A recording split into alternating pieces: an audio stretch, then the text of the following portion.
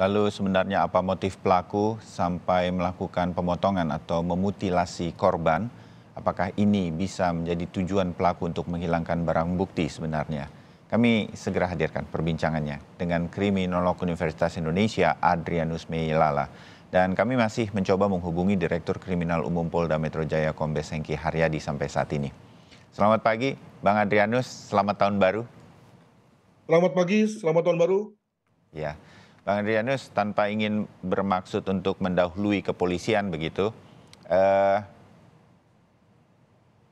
Anda melihat ini profesional atau bukan?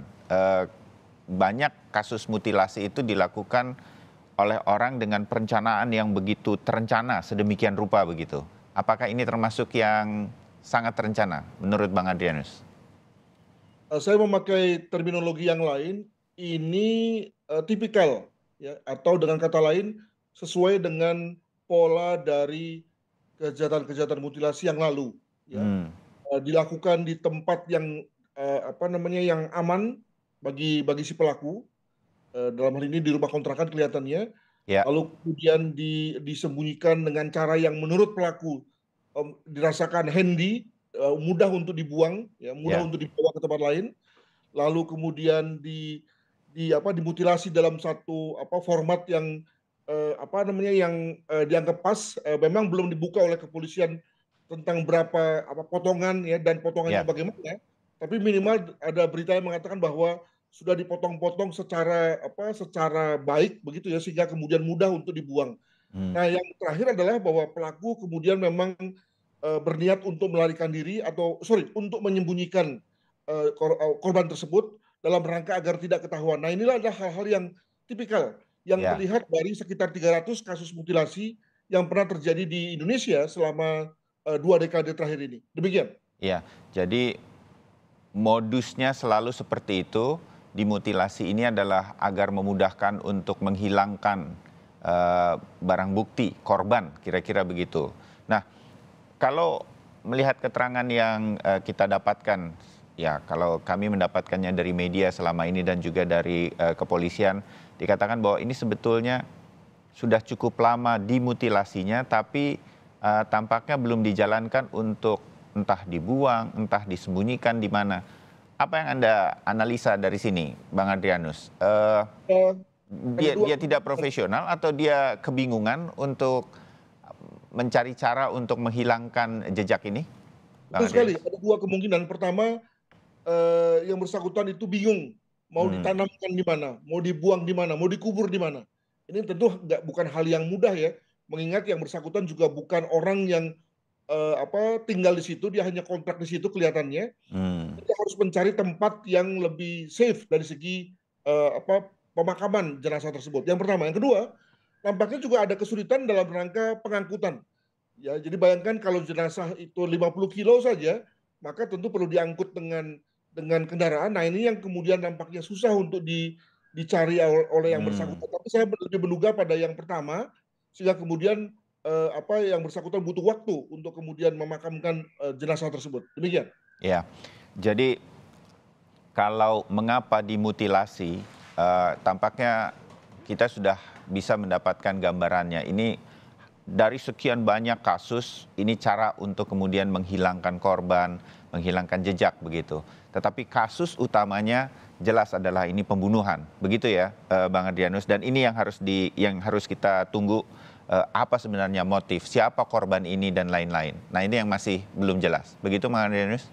Betul sekali. Jadi memang pertama-tama terjadi pembunuhan dulu, lalu kemudian dimutilasi. Orang seringkali langsung loncat ke mutilasinya. Jangan Iya, lupa bahwa setelah pembunuhan terjadi, ada dua pilihan pada diri pelaku. Apakah dia yang lari, dia yang bersembunyi dari kejaran polisi misalnya, iya. atau yang kedua dia tidak usah lari, tapi si korban yang kemudian dihilangkan. Sehingga kemudian dia bisa mengatakan bahwa dia punya alibi dan seterusnya. Nah, yang bersangkutan memilih yang kedua, tetapi tadi tidak punya punya satu cara yang dia pikir baik, yakni memutilasi, tapi kemudian tidak buru-buru mengemumikan jenazah, alhasil kemudian dia kemudian terungkap untuk kejahatan seperti itu. Demikian. Ya, menarik juga bahwa sebetulnya kasus ini jadi terungkap karena ada laporan dari keluarga terduga pelaku, laporan orang hilang. Karena terduga pelaku ini sempat tidak ada kabar sejak tanggal 23 Desember lalu. Dari sisi ini, apa yang Anda analisa berkaitan dengan sebenarnya terjadi tindak kejahatan? Kita masih belum jelas mutilasinya dilakukan di mana atau pembunuhannya dilakukan di mana, tetapi bisa jadi kontrakan di Bekasi ini menjadi tempat kejadian perkara sebetulnya dan berada di tengah tempat masyarakat, artinya bukan suatu tempat yang tidak ada orang di situ, cukup ramai. Apa yang Anda analisa dari bisa terjadinya kejahatan semacam ini dan menggunakan gergaji listrik yang dalam bayangan saya seharusnya ada bunyinya. Hal semacam ini, Bang Adrianus? Ya, 3 hal. Pertama, kelihatannya memang pelaku ini sedang bubrah ini. Sedang kacau latar belakangnya, dikejar kontrakan, mungkin juga sedang bermasalah dengan keluarga. Lalu kalau kita memakai pendekatan wanita lain juga sedang bermasalah dengan wanita lainnya. Yang kemudian lalu memilih langkah cepat yakni menghilangkan nyawa si wanita lain tersebut dan kemudian memutilasinya. Itu yang pertama. Yang kedua, soal gergaji listrik itu memang mungkin ada kaitannya dengan bahwa yang bersangkutan itu memang bekerja di kontraktor bangunan, sehingga tentu relatif terbiasa dengan soal gergaji listrik tersebut. Dari pengalaman berbagai kasus mutilasi, memang soal pilihan mutilasinya, bagaimana dia memotongnya, pelaku memotongnya, itu memang ada kaitannya dengan kedekatan dia dengan senjata tersebut atau dengan alat tersebut. Sebagai contoh misalnya ada seorang tukang soto ya terbiasa untuk motong-motong daging gitu ya, maka kemudian ketika dia memutilasi suaminya, dia pergunakan pisau tersebut. Jadi ada kedekatan lah. Dan yang ketiga, betul sekali Mas bahwa lokasi yang ada di sekitar pemukiman itu memang tidak mudah bagi dia untuk membunuh, memutilasi dan membuangnya secara cepat. Tapi yang pasti adalah bahwa dia memang sudah nyaman di lokasi itu, dia tahu situasinya, dan yang pasti adalah bahwa dia lakukan itu di kamar mandi, di mana kemudian lalu air yang bercampur darah, ini memang nggak enak ngomongnya ya, itu kemudian segera bisa larut dan tidak terlihat oleh warga. Nah ini juga kemudian tentu menjadi perhitungan bagi dia mengapa dia memutilasi korban di kamar mandi. Demikian.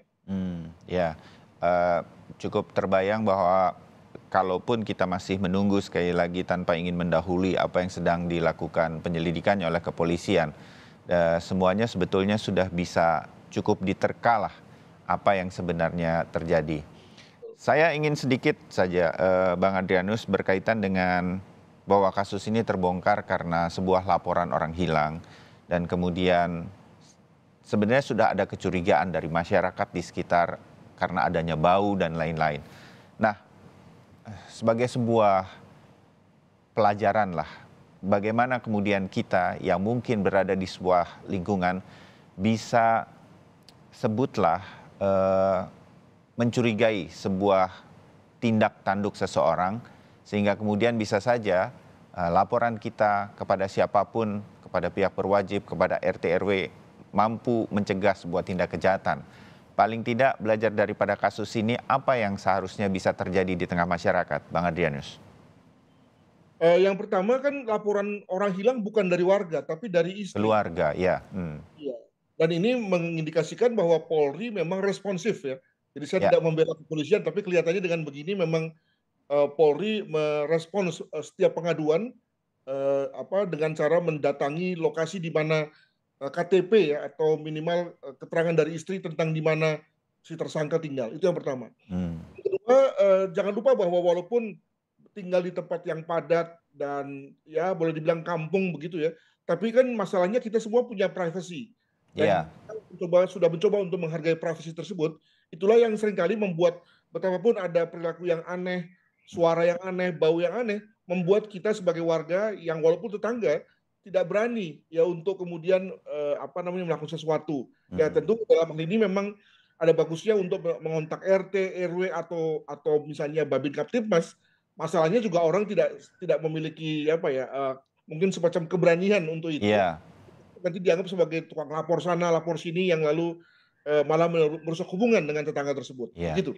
Ya, nah, hal semacam ini yang mudah-mudahan bisa kita lihat lagi.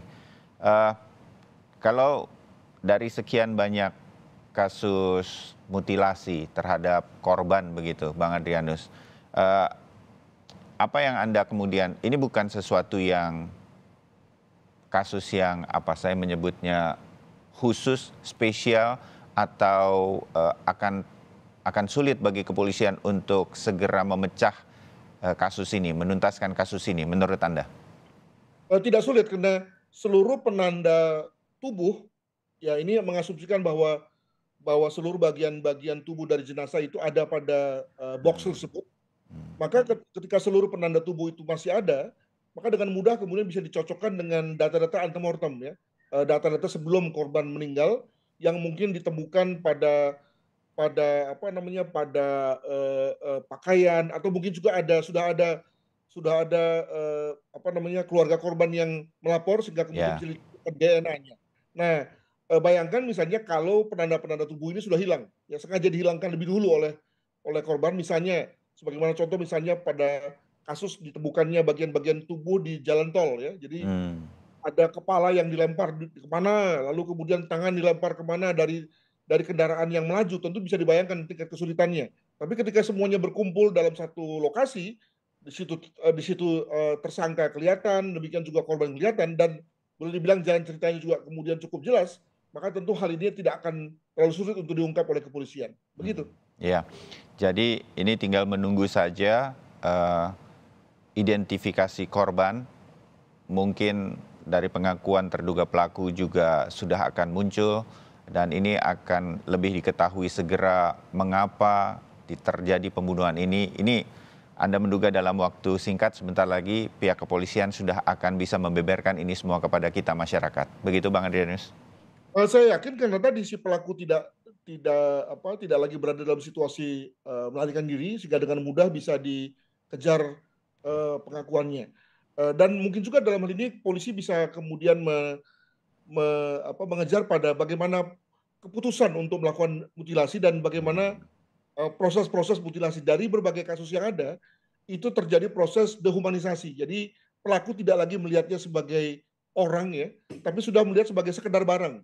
Nah, itu yang kemudian lalu membuat yang bersangkutan pelaku lalu menjadi dingin ya dan tega untuk memutilasi korban yang sudah dibunuhnya itu.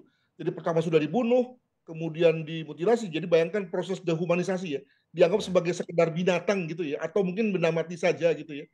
Hal mana memungkinkan kemudian mutilasi dilakukan sampai pada potongan-potongan yang tak terhitung. Mungkin begitu. Ya, Eh, mungkin bagian-bagian akhir dari obrolan ini, Bang Adrianus, dari sisi bagaimana kasus ini kemudian terjadi, saya ingin menyebut bahwa mengapa upaya melakukan penghilangan jejak mutilasi ini bisa dibilang cukup sering sekarang kita dengar begitu. Eh, Apa analisa Anda berkaitan dengan tindak-tindak kejahatan seperti ini yang kemudian membuat orang yang mungkin nanti kita akan dengar terduga pelaku ini sebetulnya orang yang biasa saja, eh, belum punya track record atau catatan kejahatan misalnya. Mengapa orang sampai kemudian oke melakukan pembunuhan karena mungkin nanti terdesak sesuatu, tetapi melakukan mutilasinya sedemikian rupa. Eh, dan ini makin sering terjadi, taruhlah begitu. Itu apa analisanya dari sisi kriminologi pada saat ini, Bang Adrianus? Dari berbagai kasus yang ada, itu ditarik garis begini, bahwa ketika seseorang sudah membunuh, maka ada dua pilihan, apakah dia yang lari atau korban yang dibuang, dimutilasi agar si pelaku tidak usah lari, gitu ya. Dengan kata lain bisa berpura-pura atau bisa Hmm, tampil biasa, gitu ya.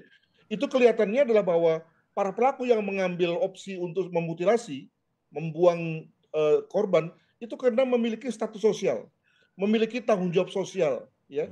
Nggak usah berarti bahwa dia orang berpangkat tinggi atau berjabatan tinggi, tapi minimal dia memiliki status sosial yang dia tidak mau kehilangan status itu. Dia hmm, tidak mau status sebagai kepala keluarga, sebagai suami, ya, itu kemudian terganggu, dia ingin tetap menjalankan kewajiban itu, hmm, atau dia juga tidak mau kehilangan sebagai pemilik usaha, sebagai